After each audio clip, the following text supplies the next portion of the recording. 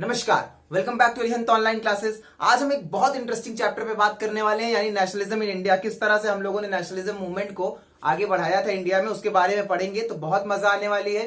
कोई बहुत बड़ी बात नहीं है एसएसटी में 90+ स्कोर करना, बस थोड़ा ध्यान से वीडियो को देखिए, थोड़ा ध्यान से पढ़ के चलेंगे तो इजिली हो जाएगा। तो वीडियो का एंड तक जरूर देखिए, बहुत मजा आने वाली है। तो आज बात करते हैं इस चैप्टर पे।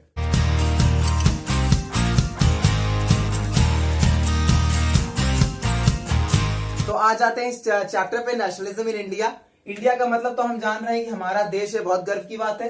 लेकिन नेशनलिज्म का मतलब क्या? देखिए, नेशनलिज्म को ऐसे समझ के चलिए, आसानी से समझने के लिए, कि एक तरह का इमोशन है, एक तरह की फीलिंग है, देशभक्ति की फीलिंग है कि हमें देश के लिए कुछ करना है। वो देश को आजाद कराना हो सकता है, वो देश को डेमोक्रेसी बनाना हो सकता है, वो देश को किसी तरह से स्ट्रांग करना हो सकता है। इसी गट फीलिंग को, इसी इमोशन को कहते हैं नेशनलिज्म। तो ये कैसे इंडिया में आया था, इसके बारे में हम जानेंगे। पहले के चैप्टर्स में 10th की बुक्स में आपने पढ़ा कि यूरोप में जो नेशनलिज्म आया, उसका इफेक्ट ये आया कि फॉर्मेशन ऑफ स्टेट्स हुए, नए नए स्टेट्स बने, कई कंट्रियों ने अपने आप को डेमोक्रेटिक बना लिया। ये सारी चीजें वहां पे हुई। लेकिन अब समझते हैं इस चैप्टर का मेन फोकस कि इंडिया में नेशनलिज्म का मतलब क्या, कैसे आया और क्या जरूरत पड़ गई। अब देखिए, इसको एक एग्जाम्पल से समझिए। जैसा आपका क्लास होगा, तो क्लास में यूनिटी की जरूरत कब है? नॉर्मल डेज में तो आप नहीं कहेंगे ना कि भाई क्लास को यूनाइट हो जाना चाहिए, हम सबको यूनिटी में रहना चाहिए। नहीं, यूनिटी की जरूरत कब होगी? ऐसा करना नहीं है। यूनिटी की जरूरत कब होगी? जब किसी दूसरे सेक्शन से आपकी बात बहस हो जाए, तब सोचेंगे नहीं भाई पूरे क्लास को एक साथ रहना चाहिए अगर बचना है तो। या टीचर मान लीजिए होमवर्क पूछना भूल जाए, तो उस समय यूनिटी की जरूरत आपको लगेगी, ताकि कोई बोल ना दे, वरना होमवर्क दिखाना पड़ेगा। मतलब जब भी आप मुसीबत में होंगे, जब भी आप सब लोग कोई कॉमन प्रॉब्लम फेस कर रहे होंगे, तभी तो वहां जरूरत होगी यूनिटी की।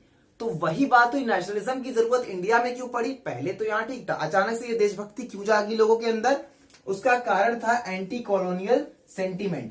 क्योंकि हम लोग कॉलोनियल रूल में आ गए थे, ब्रिटिश रूल में आ गए थे, और सबको यह था कि हम आपस में एक दूसरे को पसंद करें या ना करें। अपने सेक्शन में बच्चे एक दूसरे से लड़ते रहते हैं ना, तो आपस में पसंद करें या ना करें, लेकिन दूसरे सेक्शन का बच्चा, दूसरे क्लास का बच्चा हमारी क्लास में नहीं आ सकता।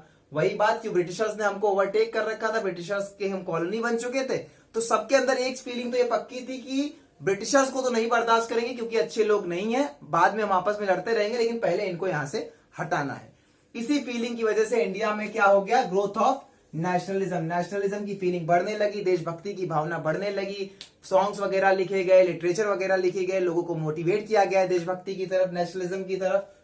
अब इसका रिजल्ट ये निकला कि लोगों में थोड़ी यूनिटी बढ़ी, लोगों में थोड़ी एकता बढ़ी। क्योंकि जब कॉमन एनिमी होता है हमारा, वो कहते हैं ना कि दुश्मन का दुश्मन दोस्त होता है, तो भाई जब कॉमन एनिमी होता है तो हमारे अंदर यूनिटी आ ही जाती है। जैसे अगर आप दो लोग हैं और आप दोनों किसी पर्टिकुलर एक बच्चे को ही नहीं पसंद कर रहे हैं, या किसी पर्टिकुलर टीचर से कोई दिक्कत है, तो बहुत ऑब्वियस सी बात होती है कि आप आपस में फ्रेंड हो जाएंगे, क्योंकि आपका जो डिसलाइक है, आपका जो एनिमी है, वो कॉमन हो गया है। तो वही यहां भी हुआ, सबका एनिमी, चाहे आप मराठा हो, चाहे आप बंगाली हो, चाहे आप यूपी वाले स्टेट से हो, सबका दिक्कत एक ही है, क्या? कि हम कॉलोनियल गवर्नमेंट को नहीं पसंद कर रहे हैं, इसको यहां से हटाना है। तो यूनिटी धीरे धीरे बढ़ने लगी। तो महात्मा गांधी और कांग्रेस ने सोचा कि अब इस यूनिटी का फायदा लेते हैं, इसको और यूनाइट करते हैं, पीसफुली यूनाइट कर ले जाए। लेकिन पॉसिबल नहीं है। जो लोग हमेशा आपस में लड़ते रहे हो, सोचिए वो आपस में दोस्ती कर लें तुरंत, तो ऐसा मुमकिन नहीं है। दोस्तियां हुई तो यूनिटी बढ़ी तो, लेकिन बहुत सारे कन्फ्लिक्ट्स हुए, बहुत सारी चीजें हुई। तो यही सब पढ़ेंगे हम पूरा इस चैप्टर में। इस चैप्टर में हम क्या क्या पढ़ने वाले? नॉन कॉपरेशन मूवमेंट के बारे में, बहुत इंपॉर्टेंट है। चाहे आप 10th के स्टूडेंट हो या आप किसी कॉम्पिटेटिव एग्जाम की तैयारी कर रहे हो, तो नॉन कॉपरेशन मूवमेंट बहुत इंपॉर्टेंट है। और सिविल डिसोबीडियंस मूवमेंट के बारे में, तो इन दोनों के मूवमेंट के बारे में इस चैप्टर में डेप्थ में पढ़ेंगे। शुरुआत करते हैं चैप्टर की। यहां से बेसिक हेडिंग, बेसिक चैप्टर शुरुआत होता है। पहला है फर्स्ट वर्ल्ड वॉर, खिलाफत एंड नॉन कॉपरेशन मूवमेंट। ये देखिए, जो हम पूरी बात करेंगे 1990 के बाद की होगी। अब तक तो जो हो गया, गवर्नमेंट आई, बीच में 1857 वाला जो रिवॉल्ट हुआ, वो सब हमने 9th-10th में पढ़ लिया। अब इस चैप्टर में 10th के 3rd चैप्टर में हम पढ़ेंगे 1919 के बाद से हुआ क्या। फर्स्ट वर्ल्ड वॉर हो गई, तो आप कहेंगे फर्स्ट वर्ल्ड वॉर से हमको क्या लेना देना, क्योंकि इंडिया ने पार्ट तो लिया नहीं था वर्ल्ड वॉर में, लेकिन ब्रिटेन ने पार्ट लिया था। अब ये है कि आप उसकी कॉलोनी हो, वो आपका बॉस है, उसने पार्ट लिया, तो कहेगा कि भाई हमको आपके यहां से लोग चाहिए, तो आपको इन चाहते न चाहते तरफ से इंडिया को भी पार्ट लेना पड़ेगा। क्योंकि वो सोल्जर्स कहां से लेंगे? इंडिया से। यहां से लोगों को उठाया, सोल्जर बनाया, उधर भेजा। तो इसी वजह से क्या हुआ, डिफेंस एक्सपेंडिचर जो था कंट्री में बढ़ गया। ब्रिटिश गवर्नमेंट ने डिफेंस एक्सपेंडिचर बढ़ा दिया। अब डिफेंस एक्सपेंडिचर बढ़ाया है तो सोच के देखिए पैसा आएगा कहां से? पैसा दो जगह से आएगा, एक तो लोन्स ले लीजिए, आप उधार ले लीजिए किसी से, या टैक्स बढ़ा दीजिए। तो ये दोनों काम भी होने लगे, वॉर लोन्स भी बहुत ज्यादा बढ़ने लगे और टैक्स भी बहुत बढ़ गया। अब इसके चक्कर में मार्केट में आ गई दिक्कत, इसलिए चीजों की प्राइसेस भी बढ़ने लगी, क्योंकि सारा प्रोडक्शन जो था, सारा ध्यान जो था वो सामान बनाने में था जो लड़ाई में काम आए। गन बनाने में मशीनरी सारी लगी हुई है, गन बनाने में, हेलमेट बनाने में, आपकी वॉर मटेरियल्स बनाने के, ब्रेड कौन बनाने वाला था।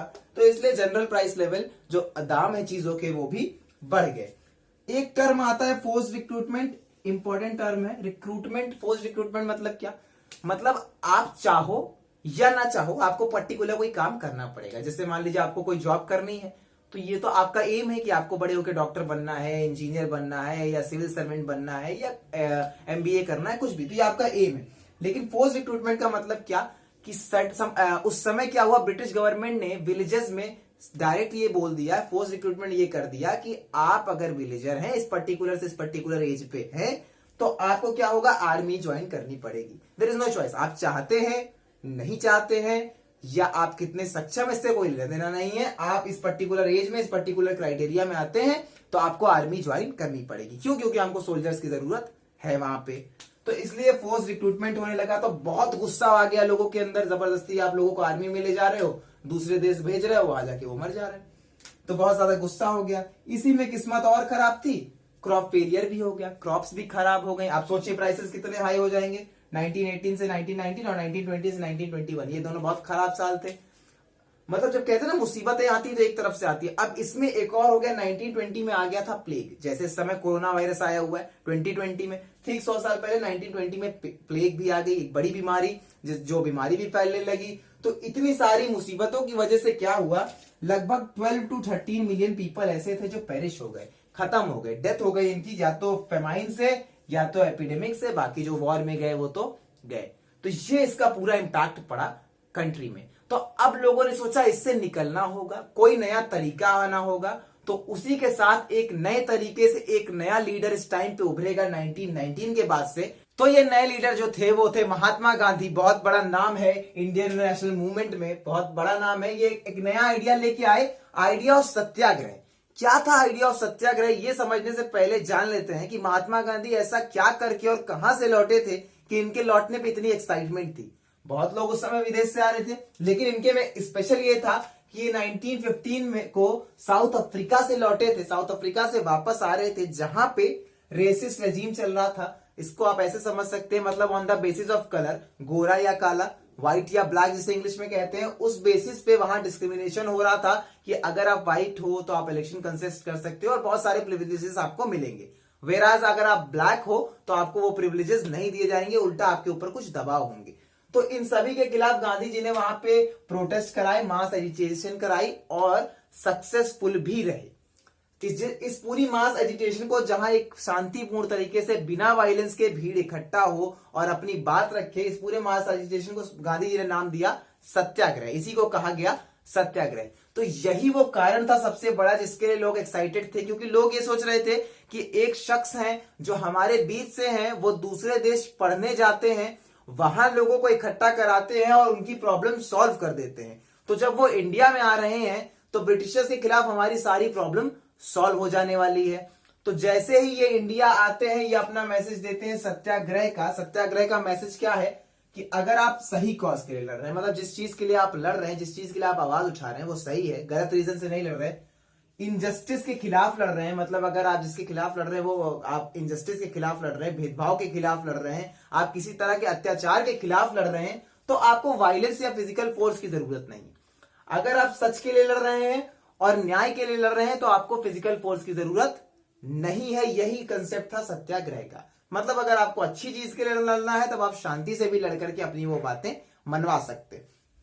तो इसको एक गांधी जी ने तरीका समझा लोगों को यूनाइट करने का कि हम पीसफुल तरीके से चलेंगे, नॉन वायलेंस का फॉलो करेंगे, अहिंसा को फॉलो करेंगे और लोगों को यूनाइट कर देंगे। धीरे धीरे ये तरीका काम भी किया। तो ऐसे इन्होंने बहुत सारे सत्याग्रह ऑर्गेनाइज किए। तो पहला सत्याग्रह जो ऑर्गेनाइज किया वो था 1916 का, चंपारण एक डिस्ट्रिक्ट है बिहार में, जहां पे जो प्लांटेशन वर्कर्स थे वो बहुत परेशान थे, क्योंकि ब्रिटिशर्स ने उनके ऊपर थोप रखा था कि आपको इंडिगो ही ग्रो करना है और अगर आप ऐसा नहीं करते हो तो आपको कुछ सजा होगी, आपको कंपनसेशन देना पड़ेगा। तो गांधी जी ने वहां पे सत्याग्रह ऑर्गेनाइज किया इस चीज के लिए, ताकि जो प्लांटेशन वर्कर्स को फाइन देना पड़ रहा है, एक्स्ट्रा पैसा देना पड़ रहा है, वो वापस मिल सके। तो 50% अमाउंट वापस भी मिला था। तो ये एक सक्सेसफुल रहा था, क्योंकि यहाँ पे विक्ट्री हुई थी कहीं पहली बार कहीं इंडियंस की। 1917 में पीजेंट्स के लिए चले गए खेड़ा डिस्ट्रिक्ट। खेड़ा डिस्ट्रिक्ट कहाँ का है? गुजरात का। गुजरात के खेड़ा डिस्ट्रिक्ट में चले गए रेवेन्यू रिलैक्सेशन के लिए, क्योंकि पीजेंट्स वहां थे और फेमाइन वगैरह आया हुआ था, क्रॉप फेलियर हो गया था इस साल। तो लोग वहां के जो पीजेंट थे वो चाह रहे थे कि जो टैक्स देना है, जो रेवेन्यू देना है, उसको कुछ कम कर लिया जाए। तो इसके लिए भी गांधी जी वहां सत्याग्रह ऑर्गेनाइज कराने जाते हैं। अगले ही साल 1918 में वो पहुंच जाते हैं अहमदाबाद, मिल वर्कर्स के लिए, जो फैक्ट्री में वर्कर्स काम करते हैं, उनके लिए सत्याग्रह ऑर्गेनाइज कराने। तो इस तरह से पूरी एक चेन बनाते जाते हैं गांधी जी सत्याग्रह की, अलग अलग चीजों के लिए, जहां पे वो नए नए कैंप्स, नए नए सत्याग्रह ऑर्गेनाइज कराते हैं। अब आगे ये सत्याग्रह किस किस मूवमेंट का रूप लेंगे, किन किन एक्ट के खिलाफ चलेंगे, जैसे रोलेट एक्ट के खिलाफ सत्याग्रह होने वाला है, फिर non cooperation movement, civil disobedience movement, ये सब हम पढ़ेंगे इस सीरीज में। तो ये पहला पार्ट था, आगे आने वाले और पार्ट्स होंगे। तो उसके लिए चैनल को सब्सक्राइब कर लीजिए, वीडियो को लाइक कीजिए, शेयर कीजिए अगर पसंद आए तो, और कमेंट में अपना रिव्यू जरूर दीजिए। Thank you, thanks a lot.